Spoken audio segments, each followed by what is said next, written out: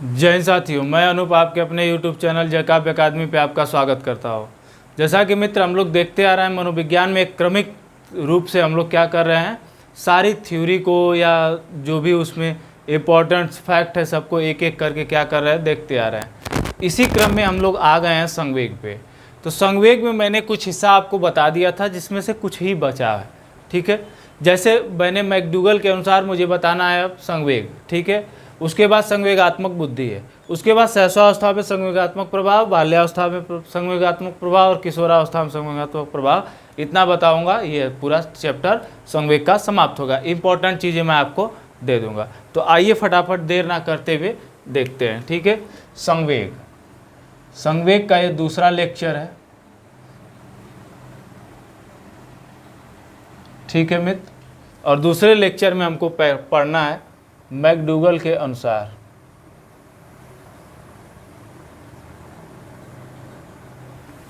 McDougall लिख लीजिए, चाहे मैकडूगल लिखिए, बात एक ही है। क्या है, चाहे तो ऐसे लिख लीजिए, मैकडूगल के अनुसार, अनुसार संवेग, ठीक है। अकॉर्डिंग टू ठीक है, इमोशंस अकॉर्डिंग टू मैकडूगल, ठीक है मित्र। तो मैकडूगल ने क्या किया था कि इसको 14 मूल प्रवृत्तियों पे 14 संवेगों को क्या किए थे, यह दिए थे, ठीक है मित्र। आप लोग जानते हैं कि जो यह सिद्धांत दिए थे यह मूल प्रवृत्तियों पे ही आधारित था। और इन्होंने an introduction to social psychology, क्या मित्र,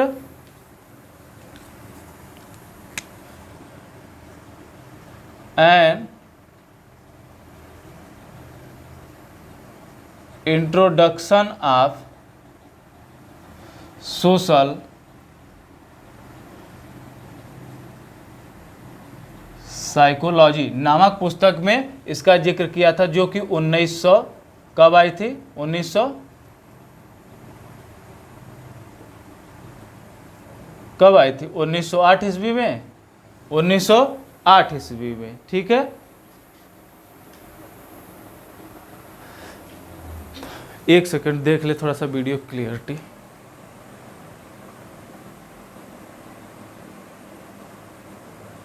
चलिए ठीक है, आइए। तो कब आई थी, तो यह मैकडूगल के अनुसार जो संवेग बताए गए वह N introduction of social psychology, यह इनके बुक का नाम था। यह क्या थी, इनकी बुक थी, जिसमें इन्होंने क्या किया था, 14 मूल प्रवृत्तियों को, 14 मूल प्रवृत्तियों पर आधारित 14 संवेगों का वर्णन किया, 14 संवेगों का वर्णन किया, ठीक है। तो एक तरफ हेडिंग कर लीजिए मूल प्रवृत्ति और एक तरफ कर लीजिए संवेग, क्योंकि किस मूल प्रवृत्ति पे आधारित कौन संवेग है हम उसको क्या करेंगे, देखेंगे। जैसे पलायन, क्या मित्र, पलायन ऐसी को कहते हैं भय, पलायन या भागना, और इसमें जो संवेग आएगा वह क्या आएगा, भय आएगा, ये ठीक है। पलायन या भागना, इसमें जो संयोग आएगा क्या आएगा, संवेग भय आएगा। जैसे इसमें एक और संवेग है अगला, युयुत्सा या युद्ध, इसको कहते हैं युयुत्सा या युद्ध प्रियता। इसमें क्या आएगा मित्र, इसमें क्या आता है, तो क्रोध आता है। आराम से इसको याद कर लेंगे, इसमें क्या आता है, क्रोध आता है। फिर उसके बाद विकर्षण मूल प्रवृत्ति जो है, इसमें क्या आता है, घृणा आती है। क्या आता है मित्र, घृणा आती है।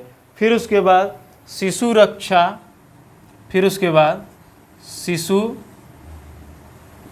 रक्षा या संतान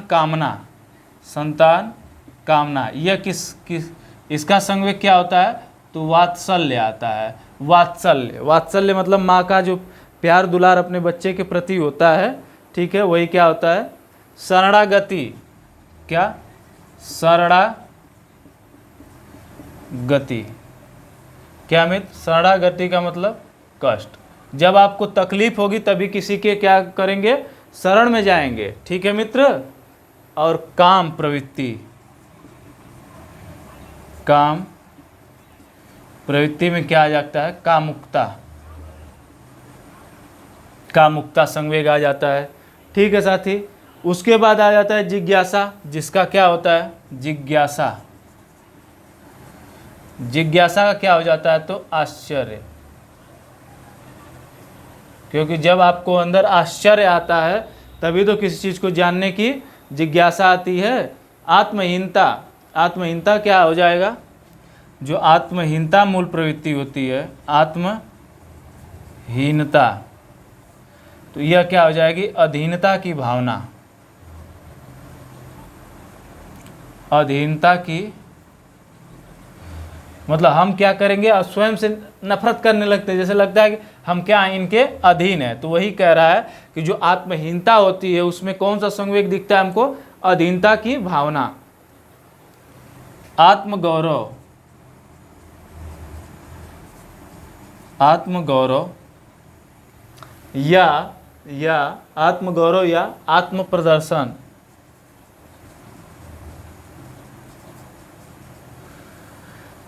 आत्मगौरव या आत्म प्रदर्शन में क्या आ जाता है, श्रेष्ठता की भावना। स्वयं को क्या करना, श्रेष्ठ दिखाना, श्रेष्ठता की भावना, ठीक है मित्र। श्रेष्ठता की भावना आ जाती है। फिर उसके बाद सामूहिकता का ठीक विपरीत एकाकीपन आ जाता है। फिर क्या होता है, सामूहिकता का एकाकीपन आ जाता है, एकाकीपन आ जाता है। जैसे कि समूह में बालक नहीं रहना चाहता है, अकेले कभी कभी रहना चाहता है।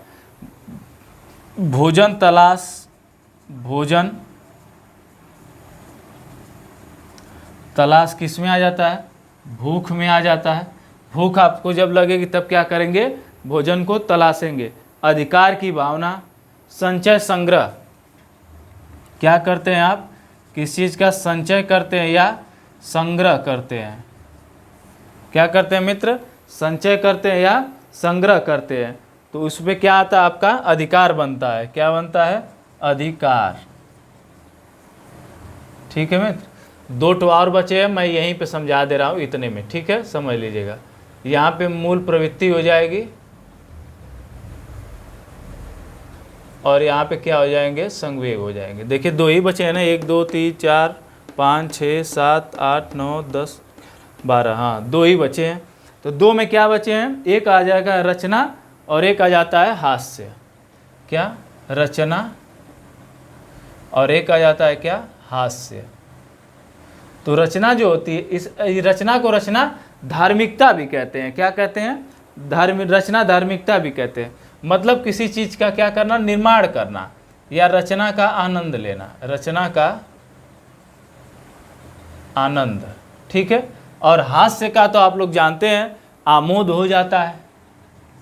क्या हो जाता है, आमोद हो जाता है, ठीक है मित्र। तो यह रहे सब मिला के इनके द्वारा दिए गए क्या, 14 संवेग। और यह 14 संवेग जो है मित्र, यह 14 किस पे हैं, मूल प्रवृत्तियों पर आधारित हैं। इसमें देखिए, इसमें देखिए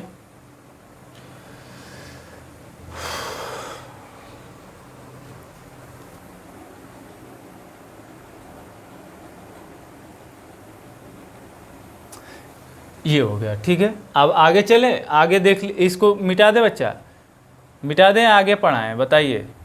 इसमें क्या है, मैं ये बताना चाहता था, वही मैं सोच रहा था। इसमें जो है ना कि एक संवेग नहीं देखेंगे जिसकी बार बार जिक्र होती है, प्रेम। प्रेम इसमें दिख रहा है। तो कभी कभी ऐसे भी क्वेश्चन पूछ देता है कि निम्न में से मैकडूगल के द्वारा बताया गया संवेगों में शामिल नहीं है। तो आप लोग प्रेम पे कभी दिमाग ही नहीं जाएगा कि प्रेम नहीं शामिल है। आप लोगों को लगेगा कि अरे प्रेम तो शामिल है, लेकिन प्रेम ही क्या है, इनके संवेग में 14 संवेगों में प्रेम शामिल नहीं है। उसका सिर्फ एक ही जगह जिक्र होता है, जो क्या है मित्र, जो माता का संतान कामना की इच्छा है, जिसे वात्सल्य कहते हैं, उसी में अब चाहे प्रेम समझ लीजिए चाहे दुलार समझ लीजिए या शिशु के प्रति माता का प्रेम समझ लीजिए या मोह समझ लीजिए, वही है। अब वात्सल्य के अलावा और कुछ नहीं मिलेगा, इसमें प्रेम प्रेम का कहीं जिक्र नहीं है। ठीक है मित्र, ठीक है। अब आते हैं संवेगात्मक बुद्धि की बात करते हैं।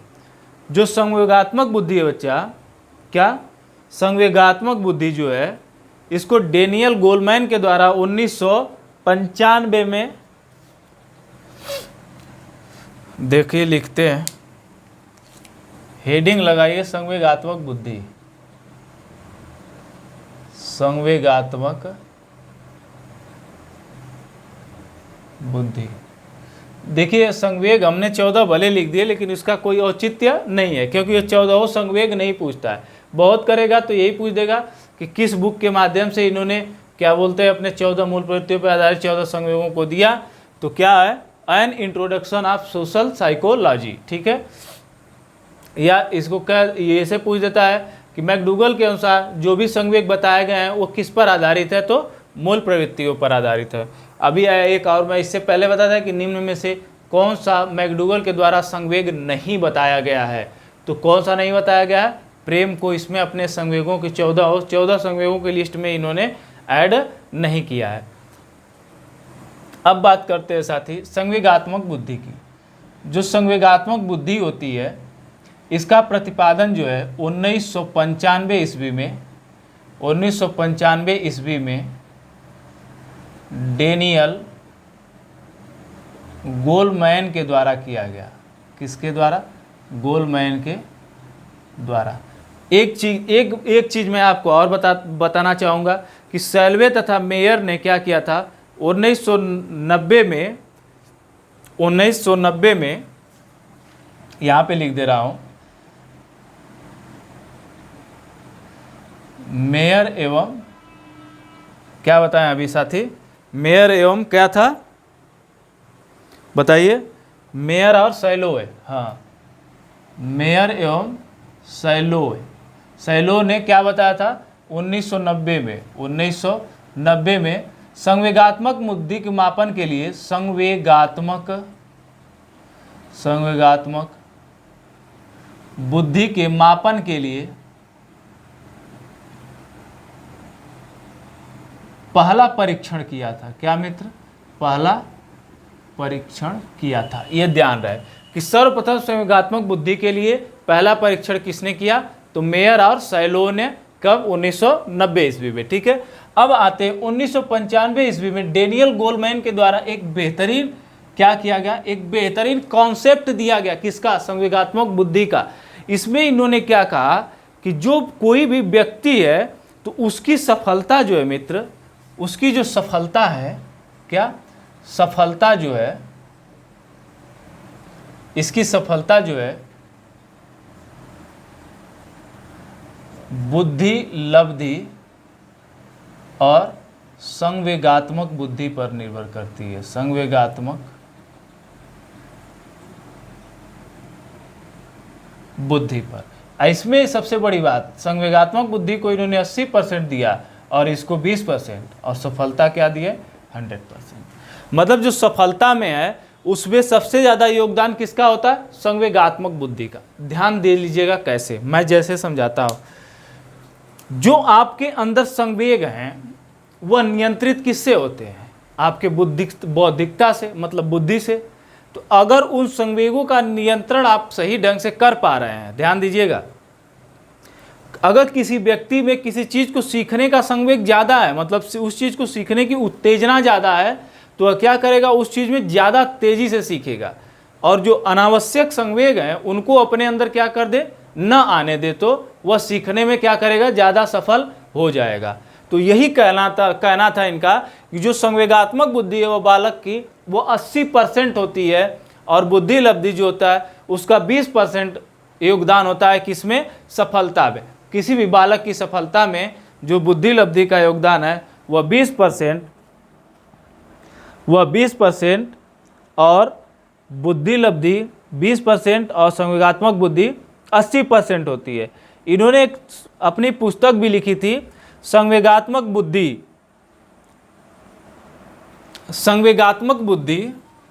ध्यान दीजिएगा यहाँ पे, संवेगात्मक बुद्धि बुद्धि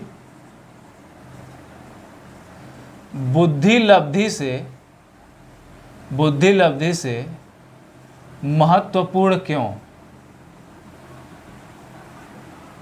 ये इनकी पूरी पुस्तक का नाम था। ध्यान दीजिएगा, बहुत बेहतरीन चीज़ है, बता रहे हैं आपको, समझिए। संवेगात्मक बुद्धि लब्धि से महत्वपूर्ण क्यों है? तो मैंने अभी बताया जैसे कि क्यों है, क्यों इसको क्या किया गया, ज़्यादा महत्वता दिया गया। तो ये रहे बच्चे आपके संवेगात्मक बुद्धि से पूछे जाने वाले प्रश्न। और क्या है आपका यह क्या है मित्र, ये मोस्ट टॉपिकों के बारे में चर्चा हो गई। जैसे कि थोड़ा सा और जान लेते हैं कि 1997 संवेगात्मक विकास एवं संवेगात्मक बुद्धि में सैलोत तथा मेयर ने संवेगात्मक निम्नलिखित रूप से परिभाषित किया था। तो परिभाषित क्या किया था? उन्होंने कहा था संवेगात्मक बुद्धि एक ऐसी क्षमता है, क्या बच्चा, संवेगात्मक बुद्धि एक ऐसी क्षमता है जो क्या करती है, किसी भी बालक के बुद्धि लब्धि से लेके उसके सीखने तक के सारे पहलुओं को क्या करती है, प्रभावित करती है। तो अगर वो किसी भी बालक की संवेगात्मक बुद्धि मजबूत है तो बालक क्या करेगा, ज़्यादा बेहतर से और बेहतरीन तरीके से क्या करेगा, सीखेगा। अगर नहीं है तो क्या करेगा, सीखने में थोड़ी अक्षमता व्यक्त करेगा। ठीक है मित्र, तो आइए आगे चलते हैं। आगे क्या चलते हैं, इसमें क्या है, अब आगे क्या पढ़ेंगे। गोलमैन ने दिया था, क्या दिया था, सांवेगिक क्षमताएं। इसमें आत्मचेतना, आत्म प्रबंधन, सामाजिक चेतना और सामाजिक कौशल 4 तत्व बताए थे। जैसे सांवेगिक क्षमताओं में क्या किए थे इन्होंने, गोलमैन के ही अनुसार है क्या, सांवेगिक क्षमताएं, सांवेगिक क्षमताएं। इसमें इन्होंने क्या बताया, इसमें इन्होंने बताया था मित्र, क्या बताया था साथी, आत्मचेतना, आत्म प्रबंधन। क्या बताया था साथी, पहला था आत्मचेतना, दूसरा क्या था, आत्म प्रबंधन, और तीसरा क्या था, सामाजिक चेतना।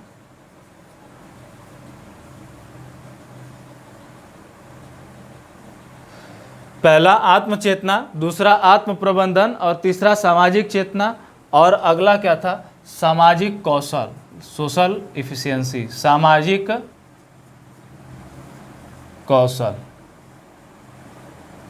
ठीक है मित्र, यह क्या थे, गोलमैन के द्वारा सांवेगिक क्षमताओं के 4 पक्ष बताए गए थे। ठीक है मित्र, ठीक है, आप बताइए यहाँ पे सही है,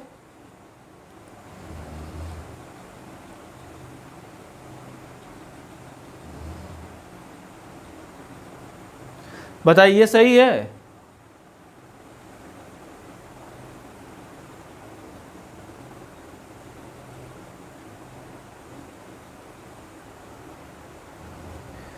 ठीक है, और एक बात और ध्यान दे लीजिए, लिख लीजिए कि संवेगात्मक बुद्धि को, संवेगात्मक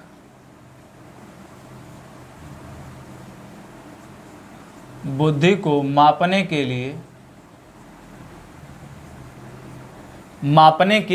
ठीक है मित्र, मापने के लिए ESCI, क्या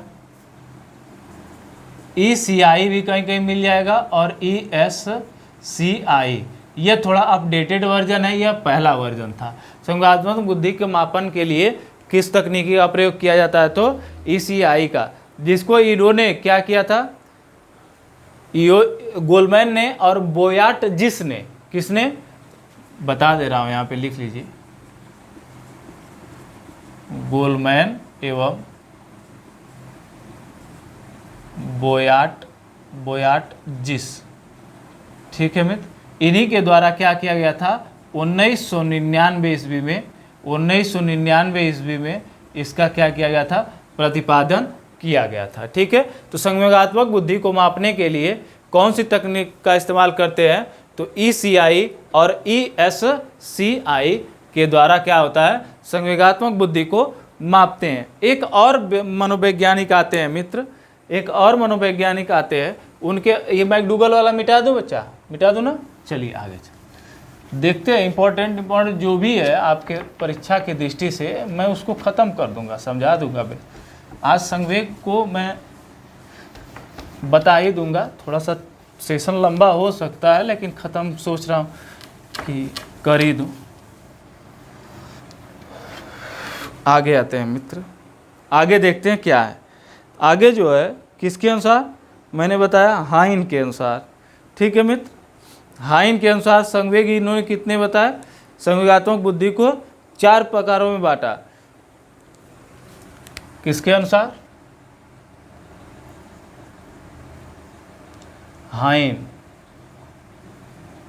हाइन के अनुसार संवेगात्मक बुद्धि, ठीक है मित्र। यहाँ लिखते हैं क्या, संवेगात्मक बुद्धि, ठीक है मित्र।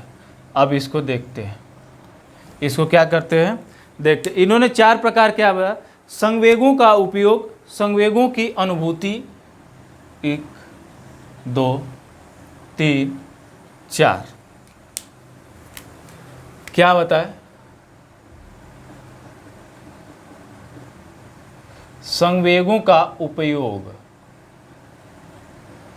संवेगों की अनुभूति,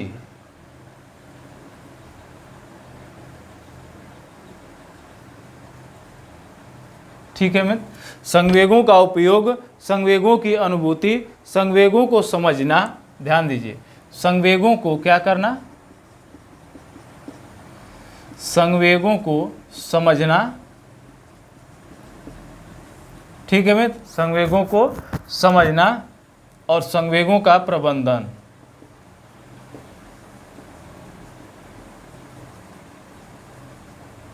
यह 4 तरीके इन्होंने संवेगात्मक बुद्धि को परिभाषित करने के लिए बताए।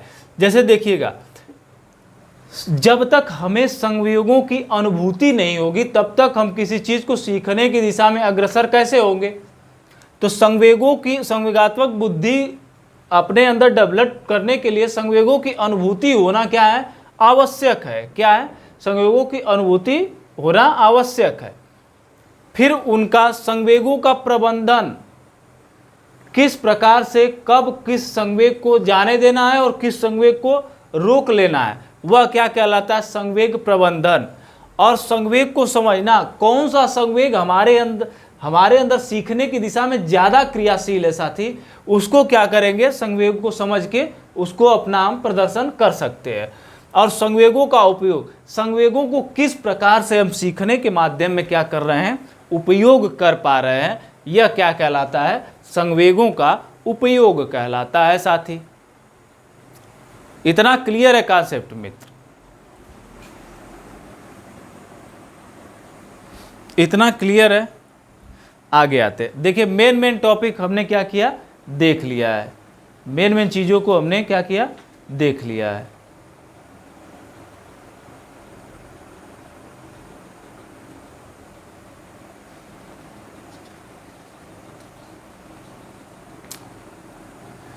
चले बच्चा, चले मिटाए, आइए देखते हैं अब संवेगात्मक विकास अवस्थाओं में, सभी अवस्थाओं में संवेगों का विकास। तो हेडिंग लगाइए संवेगात्मक विकास, या लिख लीजिए अवस्थाओं में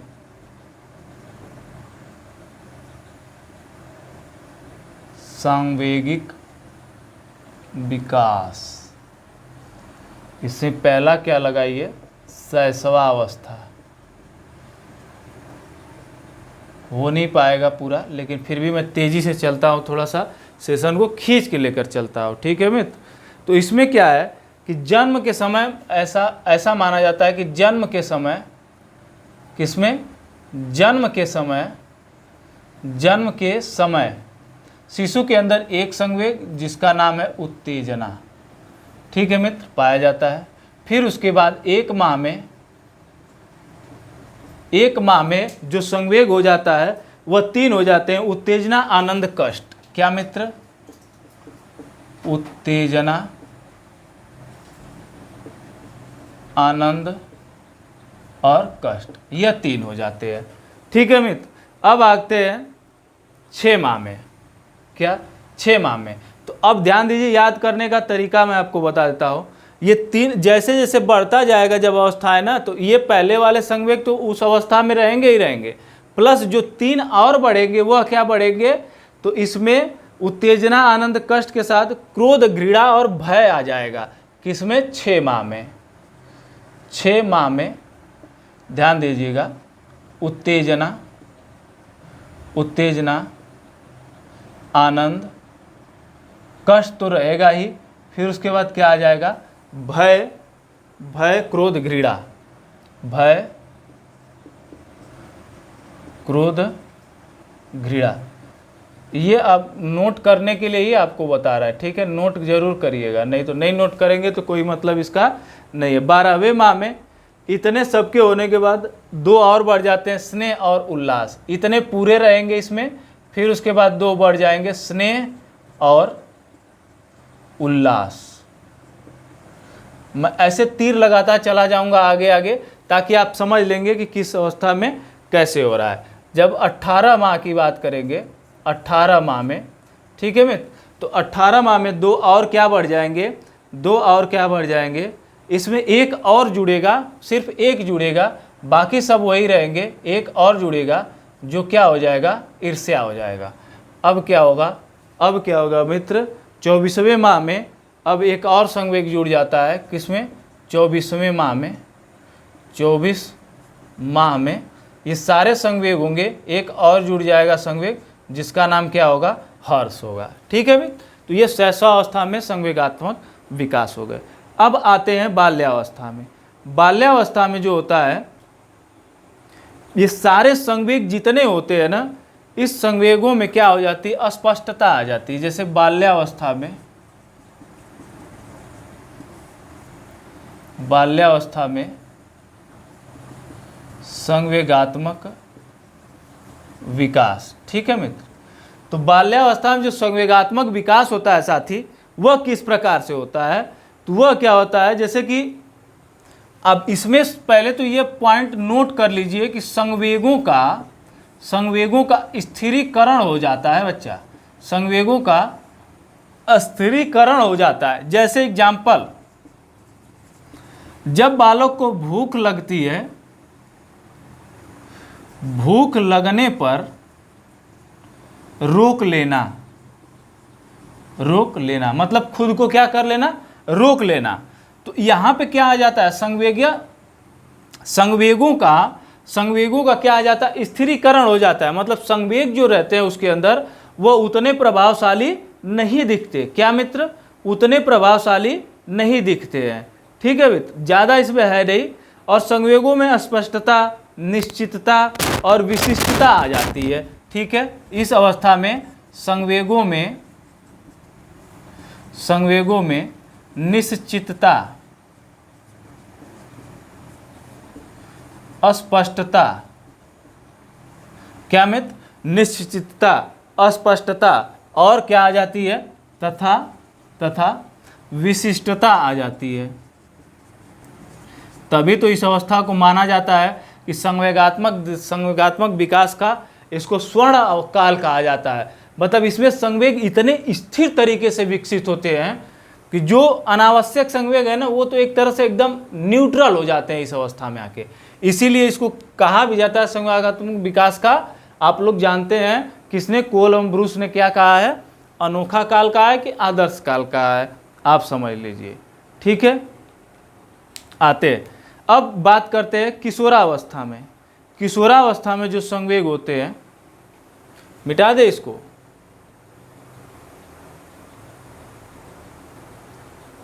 आगे लिखते हैं। हेडिंग क्या लगाते हैं? किशोरावस्था में संवेग। चलिए आज थोड़ा सेशन को तेजी से लेके चले तो कंप्लीट ही हो गया लगभग। अब ये लास्ट पॉइंट है, फिर उसके बाद प्रभावित करने वाले कारक होंगे। किशोरावस्था में अवस्था में संवेगात्मक विकास। ठीक है मित्र, यहाँ पर लिख लीजिए क्या, संवेग। ठीक है मित्र, अब इसमें देखिए क्या आता है, क्रोध, भय, चिंता, ईर्ष्या। क्या आता है, क्रोध, भय, चिंता और क्या, ईर्ष्या। ठीक है, 4 इधर आ गए और 4 इधर आ जाएंगे। ठीक है, जिज्ञासा, हर्ष, स्नेह और स्पर्धा। क्या, जिज्ञासा, स्नेह, हर्ष और स्पर्धा। ठीक है मित्र, यह क्या होता है, इसके जो है यह संवेग है। ठीक है, क्रोध, भय, चिंता, ईर्ष्या, जिज्ञासा, स्नेह, हर्ष और स्पर्धा। इस अवस्था में क्या होता है, पहले तो क्रोध बहुत जल्दी आता है, फिर किसी चीज़ का भय भी बहुत बना रहता है। जैसे किस चीज़ का भय, असफलता का भय इस अवस्था में सबसे ज़्यादा होता है। सबसे ज़्यादा इस अवस्था में किस चीज़ का भय होता है, असफलता का भय होता है। कैरियर को लेकर चिंता बनी होती है, व्यवसाय को लेकर क्या बनी होती है, चिंता बनी होती है। फिर इस अवस्था में ईर्ष्या वाली भावना भी क्या होती है, बालक के अंदर आ जाती है। फिर जिज्ञासा होती है, किसी वस्तुओं को बारे में जानना। ठीक है, वो जिज्ञासा हो जाती है। स्नेह, प्रेम, किसी से प्रेम होना। ठीक है, वह स्नेह हो जाता है। हर्ष मतलब खुशी की भी अनुभूति करते हैं समय समय पर। और स्पर्धा मतलब एक दूसरे से आगे निकलने की जो होड़ होती है वह इस अवस्था में बेहतरीन तरीके से पाई जाती है साथी। ठीक है, आगे चले मैं यहीं पे बता देता हूँ संवेगात्मक विकास को प्रभावित करने वाले कारक। ठीक है मित्र, क्या मैं हेडिंग यहीं पे डालता हूँ, संवेगात्मक विकास को प्रभावित करने वाले कारक। ठीक है मित्र, देखिए आप लोग कहते हैं सेशन लंबा हो गया, लेकिन सेशन लंबा होने से बात नहीं है। ऐसा है कि मैं जादूगर नहीं हूं ना कि 10 मिनट में आपको एकदम पूरा एकदम सब चीज़ बता दूं। जब आप सही से कायदे से चीज़ों को, एक एक छोटी छोटी चीज़ों को जानेंगे तब तो भाई टाइम देना ही पड़ेगा आपको। ठीक है, तो टाइम देना ही पड़ेगा। तो इसमें संवेगात्मक विकास को प्रभावित करने वाले कारक में क्या क्या आता है, सामाजिक स्वीकृति। समाज किस प्रकार से आपको स्वीकार कर रहा है, सामाजिक, मैं बोलता जाऊंगा और उसको बताता भी जाऊंगा। सामाजिक स्वीकृति। ठीक है मित्र, सामाजिक स्वीकृति। ठीक है, फिर उसके बाद हो जाता है शिक्षक। शिक्षक का तो महत्वपूर्ण योगदान होता है। विद्यालय में जाने के बाद बालक को किस प्रकार का वातावरण मिलता है और कैसे वहाँ पे शिक्षार्थी और उसके कैसे मित्र मिलते हैं, यह उसके संवेगात्मक विकास पर क्या करेगा, निर्भर करेगा। फिर उसके बाद परिवार का वातावरण कैसा है। परिवार के लोग कहीं तो ये नहीं, ऐसा तो नहीं है कि छोटी छोटी बातों पर आवेग में आ जाते हैं।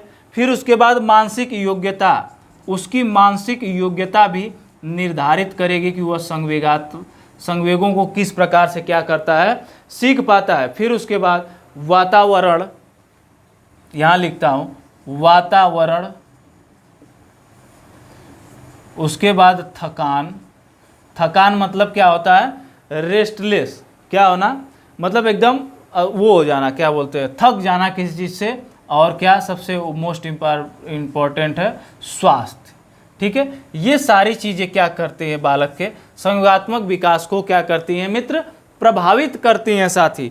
संवेगात्मक विकास को क्या करती हैं साथी, प्रभावित करती हैं। यही होता है क्या, संवेगात्मक विकास। जैसे सामाजिक जो स्वीकृति होती है, समाज में बालक को किस प्रकार से स्वीकार किया जा रहा है या किस प्रकार से उसको देखा जा रहा है, वह होती है सामाजिक स्वीकृति। शिक्षक किसी बालक को किस प्रकार से समझा पा रहा है, उसके संवेगों को किस प्रकार से बना पा रहा है, या उस संवेगों को कहीं तो और बिगाड़ने का कारण तो नहीं बन जा रहा शिक्षक, यह होता है शिक्षक।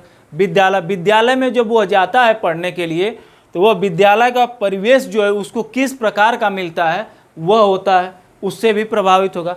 परिवार का सबसे मोस्ट इम्पॉर्टेंट थिंग्स है कि परिवार जो होता है सबसे पहली कड़ी होती है बालक के विकास की, संवेगात्मक विकास की, मानसिक विकास की, शैक्षिक विकास की, सांस्कृतिक विकास की, नैतिक विकास की, सारे विकास की प्रारंभिक कड़ी कौन होती है? परिवार होती है। यह तो प्रत्यक्ष रूप से एकदम बेहतरीन तरीके से प्रभाव डालता है। मानसिक योग्यता, किसी बालक की किसी संवेग को समझने की मानसिक योग्यता कितनी है, यह निर्भर करता है वातावरण किस प्रकार का उसको माहौल मिल रहा है। ऐसा तो नहीं कि उस माहौल, जिस माहौल में वह रह रहा है उस माहौल में डेली लड़ाई झगड़े गाली गलौज होता है तो इसमें आक्रामक संवेग वाले ज़्यादा आ जाएंगे। तो थकान, मतलब जब थक जाता है तो जाहिर सी बात, जब इंसान को थकान हो जाती है तो मस्तिष्क भी काम थोड़ा कम करता है, तो चीज़ों को समझने में, अंडरस्टैंडिंग में क्या होती है, समस्या होने लगती है। तो थकान भी, और स्वास्थ्य तो जानते हैं कि जब शरीर ही स्वस्थ नहीं रहेगा तो किसी चीज़ का विकास कैसे होगा। तो बच्चा, ये रहे बेहतरीन सेशन आपके संवेग के बारे में। हमने एक एक पक्ष को जान लिया। स्क्रीनशॉट लेना है तो ले लीजिए। और अब चलते हैं और सेशन को ज़्यादा से ज़्यादा सब्सक्राइब करिए चैनल को मित्र, और ज़्यादा से ज़्यादा शेयर करिए, और ज़्यादा से ज़्यादा सेशन पसंद आ रहा है तो लाइक भी कर दीजिए। और एक बात कि आप सेशन को देखते ज़रूर है, कमेंट बॉक्स में कमेंट नहीं करते बच्चा, बस उसमें 2 शब्द लिख लीजिए, क्या ही चला जाएगा, कुछ नहीं जाएगा आपका। कमेंट करना बहुत ज़रूरी है, तभी तो हमें पता चलेगा कितने बच्चे देख रहे हैं। ऐसा तो नहीं तो व्यू करके हट जा रहे हैं। तो ऐसा मत करिए बच्चा, खुद के साथ धोखा मत करिए। हमारे साथ करेंगे कोई दिक्कत नहीं, लेकिन अगर ऐसा खुद के साथ करेंगे ना तो समस्या है, क्योंकि ये मेहनत आप ही के लिए। ये मनोविज्ञान इतनी ऐसी चीज़ है कि अगर इसको कायदे से ना समझाया जाए ना तो बस ज़िंदगी भर रट्टा मारते रह जाएंगे। और 20-22 क्वेश्चन तो आप कर ले जाएंगे, कोई दिक्कत नहीं है, लेकिन वो 20-22 सिलेक्शन नहीं दिलाएंगे। वह 28-29 जब करेंगे तो सिलेक्शन लेंगे आप, और वो 28-29 मैं दिलवाऊंगा, ये वादा करता हूँ आपसे। एक क्वेश्चन भी अगर बाहर चला जाएगा, पेपर दे के आइएगा, यहीं पे पेपर का एनालिसिस करूंगा, दावे के साथ कराऊं। 30 में 30 क्वेश्चन ना फंसा दिए तो फिर कहिएगा।